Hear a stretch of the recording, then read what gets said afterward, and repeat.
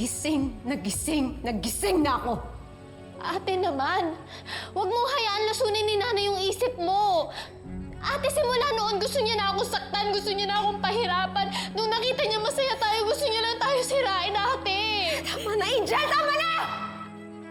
Oo, kapatid kita! Sinabi ko na hindi tayo maghihiwalay dahil kapatid kita, pero kalimutan mo ng ate mo ako! Hindi kita katugo! Lumayas ka na!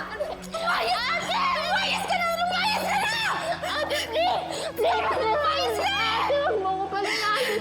Ate, ikaw lang pamilya ko, mahal kita. Ate, wag mo naman ako itapon ng parang basura. Ate, mahal kita. Ikaw lang yung pamilya ko, ate. Ikaw lang gusto ko makasama mong buhay, ate. Wag! Ate! Minahal din kita. Pinrotektahan kita, Angel. Pero hindi ikaw yung taong minahal ko dahil hindi ka nagpapakatotoo sa akin. Ate, ano bang gusto mong gawin ko para mapatawad mo? Kung gagawin ko lahat, mapatawad mo lang ako. Anong gusto mong gawin ko?